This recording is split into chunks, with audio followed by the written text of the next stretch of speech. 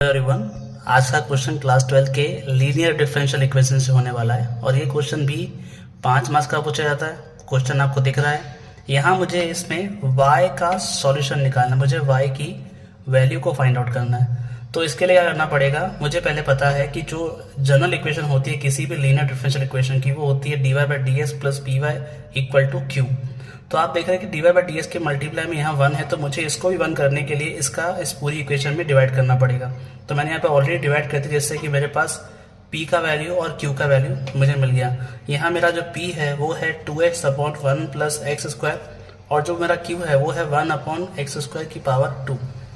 अब जो अगला स्टेप है उससे मुझे क्या करना पड़ेगा, मुझे यहाँ निकालना पड़ता है IF का मतलब होता है इंटीग्रेटिंग फैक्टर, जो कि होता है e की power integration of p dx। अब e की पावर ये जो आएगा 1p की जो वैल्यू है वो मैंने प्लेस कर दी है। अब आपको पता है कि यहाँ पे मुझे 2x/1 प्लस x² का इंटीग्रेशन निकालना है। तो आप सब्स्टिट्यूशन जब करेंगे तो जब इसको मैं t मानूंगा तो t मानने पे मेरे पास ये वाला वैल्यू निकल के आ जाएगा। जब मैं 1 प्लस x² को t मानूंगा तो ये हो जाएगा 2x ds equal to dt।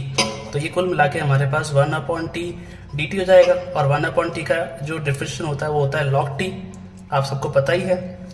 और हमारा यहाँ पे जो t है वो क्या है, वो है 1 प्लस x², क्योंकि इसको हमने t माना था। अब इस वैल्यू को मैं यहाँ प्लेस कर दूंगा इंटीग्रेटिंग फैक्टर में, तो जो है e की power integration of p dx। तो मैं इंटीग्रेशन ऑलरेडी कर चुका हूँ, तो मेरे पास जो वैल्यू आया है इंटीग्रेशन का वो आया है log 1 प्लस x²। अब मैं जानता हूँ कि e और log दोनों कैसे होते हैं, एक दूसरे के अपोजिट होते हैं, तो कट जाएंगे। तो हमारे पास आंसर आया 1 प्लस x²।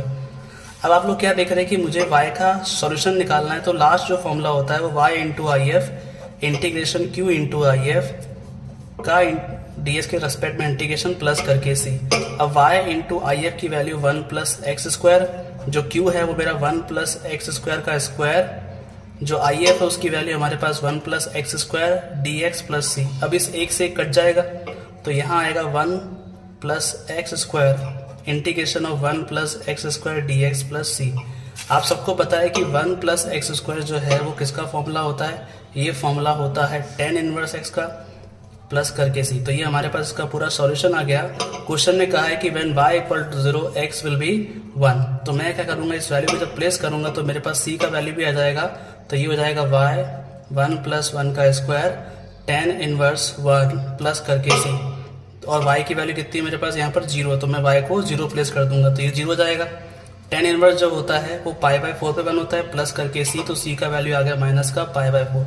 अब मुझे अगर टोटल सॉल्यूशन निकालना है तो y 1 plus x² tan inverse x, और x की वैल्यू हमारे